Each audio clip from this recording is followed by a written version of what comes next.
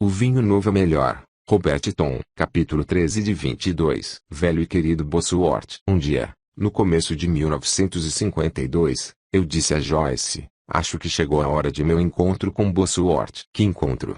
Perguntou ela, mostrando surpresa com um vinco na testa. Você não se lembra? Repliquei. Eu contei a você, quando voltei de Johannesburg em outubro último, que Bosworth me havia convidado a visitá-lo nos Estados Unidos. Oh, sim, você mencionou isso, não foi? Lembrou ela. Acho que não prestei muita atenção na ocasião. Bem, acho que Deus quer que eu faça essa viagem. Mas, por quê? Você não tem bastante que fazer aqui? Sim, sorri, mas tenho a perfeita sensação de que Deus tem algo a ensinar-me por meio daquele velho. É isso. Desde que Bosworth havia feito aquela sugestão 4 meses atrás, eu fora incapaz de afastar a ideia da minha mente. Embora Deus estivesse abençoando meu ministério na África do Sul, eu continuava sentindo que havia um mundo de experiências a alcançar. Meus anos no serviço militar me haviam tornado intensamente autoritário e às vezes ríspido. Eu sabia quão tremendamente precisava conviver com um cristão mais velho e mais bondoso, de modo a poder aprender mais acerca da expressão das graças cristãs em minha vida e em meu ministério. Então, me sentei e escrevi uma carta a Bosworth no endereço de sua residência em Coral Gables, Flórida, e a coloquei no correio naquela mesma tarde. Numa questão de dias recebi sua resposta. Dizia que logo estaria engajado numa cruzada em Hammond, Indiana, e que eu poderia fazer meus planos para encontrar-me com ele ali. Algumas semanas depois, desembarquei no enorme aeroporto de Chicago e telefonei para o hotel onde Bosworth estava hospedado. Assim que ouviu a minha voz e o meu sotaque sul-africano, ele ficou sabendo quem eu era. Sublinhado irmão Tom, exclamou ele, seja bem-vindo aos Estados Unidos. Sublinhado obrigado, respondi. Como desejei esta vinda. Sublinhado e quanto tempo pretende ficar por aqui? Perguntou ele. Sublinhado algumas semanas, repliquei. Será o suficiente? Sublinhado excelente, disse ele. Sugiro que você consiga um quarto no mesmo hotel em que estou. Assim nosso relacionamento será muito melhor. Estaremos ocupados nas reuniões a maior parte do tempo, mas precisamos passar algum tempo juntos e a sós de modo a termos algumas conversas pessoais e momentos de oração. Você vem já para cá? Sublinhando sim, respondi. Dentro de 1 hora estarei aí. Sublinhando certo, respondeu ele.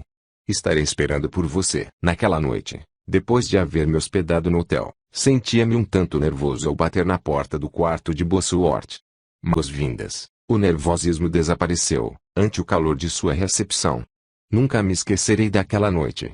Havia uma fragrância espiritual envolvendo aquele velho como eu raramente vira em qualquer crente em qualquer lugar. No dia seguinte começamos a grande cruzada em Hammond, nos subúrbios de Chicago. Cooperei orando pelos enfermos e guiando as pessoas a Cristo por ocasião dos apelos. Era uma grande sensação ter uma pequena parte naquelas grandes reuniões, bem como ter a oportunidade de aprender tanto desse experimentado guerreiro. Depois de várias paradas no estado de Indiana, voamos para Miami, na Flórida, para outra grande cruzada em uma enorme igreja cristã e aliança missionária, da qual era pastor o Dr. Miller. Tinha um programa diário de rádio, transmitido do auditório da igreja. O Dr. Miller resolvera convidar Bosworth um de seus associados para falar na programação radiofônica. Esta, todos sentimos, seria uma excelente publicidade para a cruzada. Mas, imaginem minha surpresa quando Bosworth me perguntou se eu estava disposto a assumir tal responsabilidade. Quen? Eu. Respondi. Eu nunca preguei pelo rádio, não? Disse Bosworth sorrindo, mas, amanhã de tarde, isso não mais será verdade. Assim, na manhã seguinte, fui à igreja com Bosworth, que preferiu ficar na sala de controle e observar enquanto eu atuava no púlpito com o Dr. Miller. Quando chegou o momento de falar, eu tremia como uma folha soprada pelo vento. Senhor, tens de ajudar-me, orei baixinho. Nada sei a respeito deste estilo de pregação. O fato de ser esta a minha primeira experiência em rádio, já era bastante ruim, mas, assim que abri a boca para falar, constatei que tinha de pregar para uma igreja vazia. Isso era muito pior. Mas, enquanto eu estava lutando com as minhas primeiras frases de abertura, de repente, uma visão extraordinária surgiu diante de mim.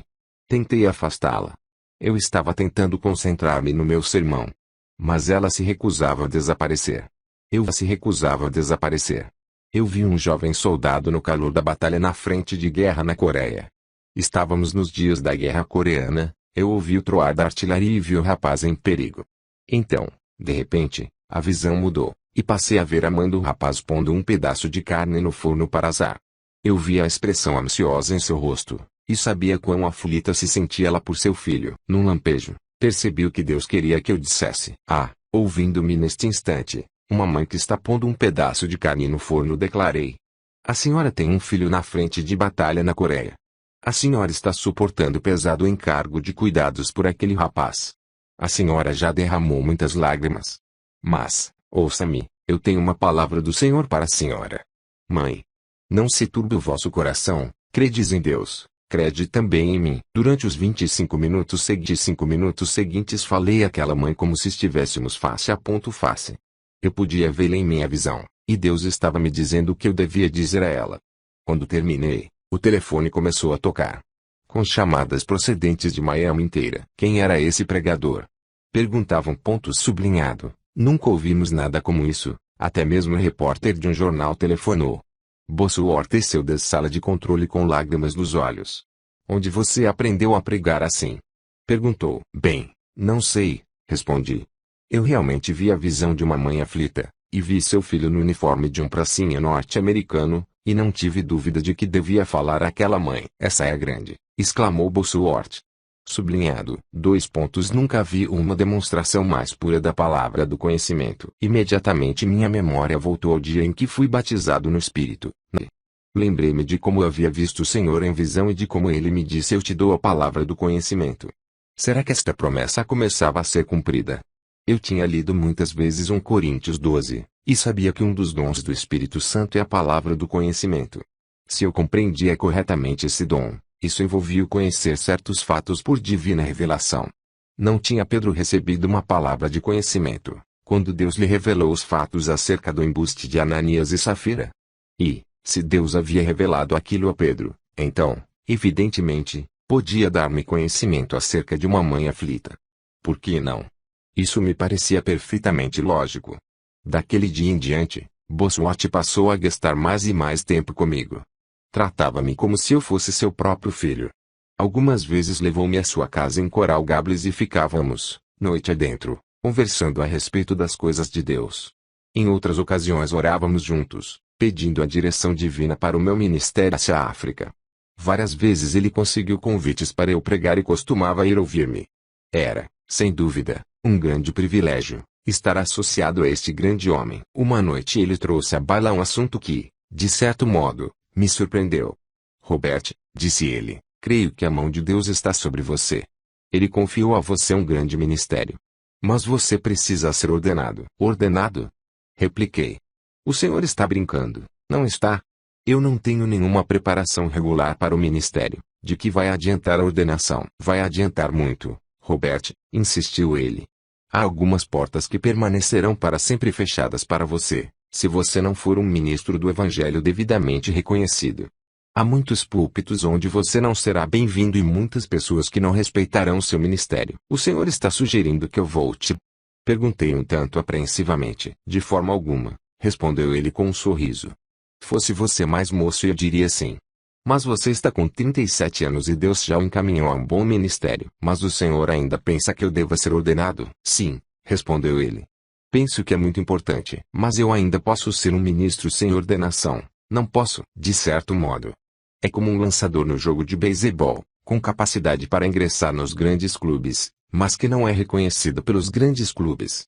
E um lançador como esse pode fazer sucesso em todos os clubes menores que quiser, mas jamais conseguirá ser lançador de um grande clube a não ser que algum observador o descubra e o ajude a conseguir um contrato. Então que observador me descobrirá? Falei, brincando. Este observador à sua frente. O senhor? Sim, irmão. Observei seu ministério e creio que você tem as qualificações necessárias. Estou pronto para recomendá-lo a um clube. Mas que gerente geral me contrataria? Disse ele com um sorriso afetuoso. Eu conheço o homem certo. Escreveremos ao meu bom amigo Giuseppe Matsonbosi, em Chicago. É o pastor da Assembleia de Deus Independente ali. Ele ficará satisfeito em cuidar do que for necessário para sua ordenação, tenho certeza. Assim, dentro de 2 semanas, voamos até a igreja de Matsonbosi, onde uma cerimônia especial de ordenação foi marcada para mim. Henry Carlson, um dos diretores da Fraternidade dos Homens de Negócios do Evangelho Completo, lá estava, bem como uma senhora Mariuzele, que tinha um ministério profético em comum naquela igreja. Quando chegou o momento de imporem as mãos sobre mim, o irmão Carlson começou a orar em línguas. A senhora Uzele deu a interpretação e eu senti a poderosa unção de Deus vindo sobre mim à medida que ela assim falava. Assim diz o Senhor. Meus olhos perscrutaram a nação e busquei entre o povo para achar um homem que fosse e se pusesse em pé diante da brecha. Não te levantei eu do nível mais baixo a que um homem pode cair? Não te livrei eu. Não te libertei eu. Sim, considera, eu te dei o dom da fé e ela será grande. Eis que eu sou o Senhor teu Deus, e eu te dei o dom de expulsar demônios. Tu porás tuas mãos sobre os enfermos, e eles sararão. E eu, o Senhor, proverei tuas necessidades e grande será a tua fé. Quando a interpretação chegou ao fim, eu estava em lágrimas. O irmão Matson Bose aproximou-se e pôs o braço ao redor de meus ombros. Vá com Deus, Robert, disse ele. Isso é apenas o começo. No dia seguinte, estava almoçando com Bosworth, quando ele me disse, Robert, gostaria de ir à África com você. Comigo? Perguntei surpreendido. O que é que o senhor pretende? Poderíamos trabalhar juntos por algum tempo. Estou escalado para começar algumas campanhas na África do Sul no próximo mês. Por que você não vai comigo para ser meu sexta-feira? Sexta-feira, alcunha do criado de Robinson Crusoe, do célebre romance de Daniel Defoe. Isso pode ajudá-lo a projetar-se num ministério ainda maior. Isso parece muito convidativo, repliquei, mas vou orar a respeito durante alguns dias, antes de tomar uma decisão. Algumas semanas passadas e eu estava a bordo de um navio em companhia de Bosworth com seus 75 anos, voltando a Capitol. Após uns poucos dias alegres na companhia de Joyce e dos filhos, viajamos de carro a Carnarvon para dar início à nossa campanha. Durante o reavivamento, bem como nos 10 meses seguintes, fui o companheiro constante de Bosworth. Aonde quer que fôssemos, partilhávamos o mesmo quarto. Pedia-me ele, toda noite, que colocasse 6 lápis apontados e um bloco de papel na mesinha ao lado de sua cama. Para que é isso?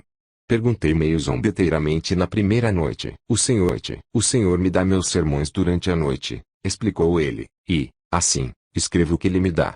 Eu jamais ouvira falar acerca desse método de preparação de sermão, por isso estava ansioso por vê-lo em ação. Efetivamente, cerca de meia hora depois que ele fora dormir, o Espírito Santo o despertou e ele se sentou e começou a escrever como doido. Depois de alguns minutos, apagou a luz e voltou a dormir. Mas não por muito tempo. Passados cerca de 20 minutos, a luz estava acesa de novo e eu o ouvia escrevendo. Antes que chegasse o novo dia, ele deve ter sido despertado 10 ou 12 vezes. Às 7 horas da manhã ele já estava de pé. Aproximou-se de minha cama com seu bloco de papel na mão. Olha aqui, Robert, falou ele. Aqui está o sermão que o Espírito Santo me deu durante a noite. Peguei o bloco e ali estava, um sermão perfeito, completamente organizado e plenamente sustentado com muitas passagens das Escrituras. Que maneira de preparar um sermão! Falei. O senhor não está cansado? Cansado? Ele riu. Quem jamais se sentiu cansado ouvindo o Espírito Santo? Por 10 meses observei aquele homem idoso obtendo seus sermões daquela maneira. E, quando chegava a ocasião dele pregar, a unção de Deus vinha sobre ele com tal poder, que grandes congregações se sentavam fascinadas por sua pregação e milhares chegaram a conhecer Jesus através de seu ministério. Minha abreviada associação com Bosworth abriu-me as portas para uma fase nova no meu ministério. Logo comecei a viajar a lugares cada vez mais distantes para pregar o Evangelho, e, com isso, fiquei fora de casa por meses numa única viagem. Não posso afirmar que isso foi fácil. Mas, durante os meses que convivi com Bosworth, aprendi muito acerca da consagração requerida para alguém tomar a cruz e seguir Jesus. Todas as noites eu ouvira aquele velho mencionando o nome da esposa em oração, e percebi a saudade que ele dela sentia, assim como eu sentia a saudade de Joyce. Ainda posso citar a boa disposição com que ele fazia todo esse sacrifício por amor a Jesus. Assim, logo verifiquei que Deus me queria à sua disposição, pronto a ser enviado aonde quer que quisesse enviar-me. Joyce mostrou-se uma princesa real por todos aqueles primeiros anos de meu ministério. Eu sabia que muitas viagens eram duras para ela, mas jamais se ouviu uma palavra de queixa. Ela estava sempre em casa orando por mim e tentando ser, a um só tempo, mãe e pai para as nossas crianças. Conversávamos e orávamos a respeito de cada viagem que eu fazia, e quando se tornava claro a nós ambos que era tempo de rir-me de novo, Ela estava sempre de acordo. Poucas pessoas compreendem os problemas particulares que um casal, vivendo essa espécie de vida, enfrenta. Era-me difícil manter a espécie de integração familiar que eu queria, mas Deus me mostrou algumas coisas que eu podia fazer para remediar. Embora saísse caro, estabeleci a prática de manter-me em contato pelo telefone, sempre que possível. Tínhamos vivido por fé desde que eu entrara no ministério. Assim, eu estava confiante em que Deus supriria esta necessidade por causa de nossa família. E, como eu aguardava ansioso aquelas conversas com Joyce. Mas eu achava certa graça quando ela, todo mês, me fazia a mesma pergunta: querido, como vamos pagar o aluguel este mês? Decidi, também, que uma vez de 2 em 2 anos, levaria a família toda comigo numa viagem missionária. Isso contribuiu muito para fortalecer nossos laços familiares e para proporcionar aos filhos melhor compreensão daquilo que eu estava fazendo. Ao longo dos anos fizemos muitas viagens juntos, pelos Estados Unidos e por toda a Europa, mas houve ocasiões de provas severas. O ministério entre o povo de Cape não foi tão difícil, era o lar. Mas as muitas viagens ao exterior eram, muitas vezes, cansativas. Nunca me esquecerei da ocasião em que tive de voar depressa para casa. Joyce me telefonara dizendo que Lionel, nosso segundo filho pela idade, tinha sofrido sério acidente e estava hospitalizado. Quando cheguei ao hospital Groote, Joyce estava à beira da histeria. Lionel tinha estado brincando com bombinhas de estalo 25, que estavam em seu bolso traseiro, haviam explodido. Havia extensas lesões internas. Os médicos diziam que somente uma operação de emergência podia salvar-lhe a vida. Imediatamente o diabo cochichou-me: se você tivesse estado em casa, como um pai cuidadoso para com aquele menino, isso não teria acontecido. Segurei a mão de Joyce e juntos oramos fervorosamente para que Deus tocasse Lionel. Ele estava tão gravemente ferido que não podia ser transferido de sua cama para a mesa de operações. Por isso haviam preparado, ao redor da cama, um teatro de operações de emergência, enquanto um dos médicos me apresentava um papel para assinar. Este formulário nos dá permissão para executar a cirurgia, explicou o médico. Sendo ele menor, precisamos de sua autorização. Doutor, eu disse, não assinarei esse papel sem antes impor minhas mãos sobre meu filho e orar por ele. Não há tempo para isso, advertiu o médico. Não percebe que esse menino está morrendo? Eu sei disso, respondi. Deixe-me pôr as mãos sobre ele. Assine o papel, exigiu o médico. Não posso até que tenha orado. Com isso, o médico retirou-se, zangado, para voltar com um dos médicos principais do hospital. Senhor Tom, disse o que chegara, se o senhor não assinar este papel e o menino morrer, o senhor será preso. Mas eu pedi a este doutor que me permitisse pôr minhas mãos sobre meu filho e orar antes da operação, insisti.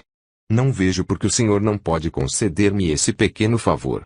Ele me lançou um olhar de pouco caso. Dou-lhe 2 minutos para orar por ele, falou ele bruscamente. Quando me aproximei da cama de Lionel, percebi a agonia em que ele estava. Filho, falei, vou fazer aquilo em que creio, vou pôr minhas mãos sobre você em nome do Senhor Jesus Cristo e, depois, vou assinar aquele papel que a lei exige. Então, simplesmente pus as mãos sobre aquele corpo tremente e fiz uma simples oração de fé, clamando pela cura de acordo com a palavra de Deus. Ao sair de junto da cama ouvi Deus dizer-me: eu sou o Senhor teu Deus que cura todas as tuas enfermidades. Assim que deixei o quarto, os médicos e enfermeiras se deram preço em começar seu trabalho. Observei, por um momento, à medida que eles entravam. Logo que se fechou a porta, curvei a cabeça ali no corredor e comecei a louvar a Deus. Eu sabia que Deus tinha ouvido minha oração. Como está ele? Quis saber Joyce, quando voltei à sala de espera. Ele está bem, respondi confiantemente. Jumente nesse momento Joyce olhou por cima de meu ombro e empalideceu. Voltei-me, para ver um grupo de médicos vindo em nossa direção. Eram os mesmos médicos que eu vira entrando apressadamente no quarto de Lionel alguns minutos antes. Apressei-me em ir ao seu encontro. Alguma coisa errada? Perguntei. O diabo cochichou. Ele morreu. Bem, Sr. Tom, falou o médico-chefe, com o rosto cor de cinza. Não sei exatamente como explicar o que aconteceu, mas quando levantamos a coberta de cima de seu filho, não havia sinal de ferimento, a não ser uma pequena cicatriz. Não pude evitar de sorrir abertamente. Eu posso explicar isso, doutor. Os senhores são muito vagarosos. O doutor Jesus realizou a operação enquanto os senhores esperavam no corredor. Posteriormente eu disse a Joyce, eu queria que o querido e velho Bosworth pudesse ter estado aqui para ver a expressão nos rostos daqueles médicos. Sim, respondeu Joyce, Ele teria morrido de rir. Final do capítulo 13 de 22. O vinho novo é melhor.